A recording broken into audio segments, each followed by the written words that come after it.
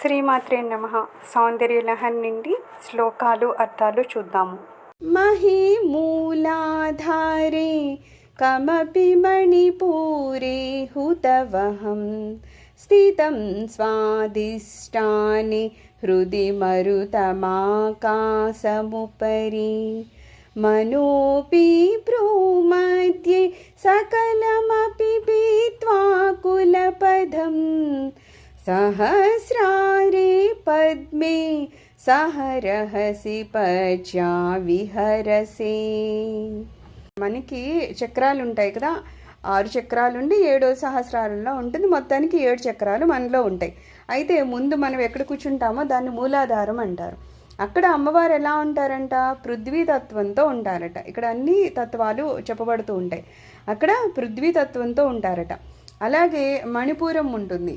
ఆ మణిపూర దగ్గర ఏమో ఉదక తత్వం అంటే జలతత్వంతో ఉంటారట.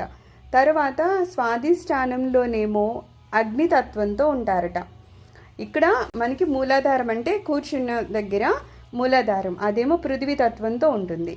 అలాగే ముందు వైపు గుహ్య భాగం దగ్గరేమో మణిపూరి చక్రం ఉంటుంది. అక్కడేమో జలతత్వంలో అమ్మవారు ఉంటారు.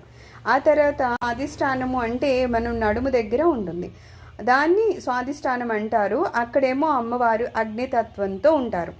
ఆ తర్వాత అనాహతం అంటే మన హృదయం ఎక్కడుందో అక్కడ ఉంటారు, వాయుతత్వంలో ఉంటారు. ఆ పైన విశుద్ధ చక్రం అంటే మన కంఠస్థానంలో ఉంటారనమాట. అక్కడ ఆకాశతత్వంలో ఉంటారు. అలాగే కనుబొమ్మల మధ్య ఆజ్ఞాచక్రం అంటారనమాట. సాధకుడు వెళ్తాడు, ఎలాగో సాధన చేసి గురువుల పాదాలు పట్టుకొని ఆజ్ఞాచక్రం వరకు వస్తారు. ఆజ్ఞాచక్రం తర్వాత ఏమవుతుందట? సుషుమ్న మార్గాన్ని ఛేదించుకుని సహస్రార కమలంలోకి వెళ్ళాలట. ఈ ప్రాసెస్ మాత్రం భక్తుడు వెళ్తాడా అంటే అది మాత్రం అమ్మవారు కటాక్షించే జరుగుతుంది అంట.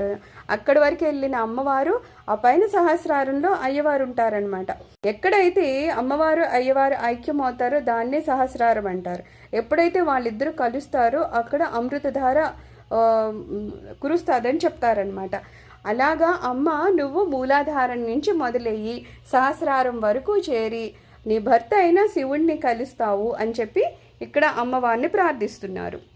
సర్వం శ్రీమాతృచరణారవిందార్పణమస్తు. లోకా సమస్త సుఖినో భవంతు. ఓం శాంతి శాంతి శాంతి.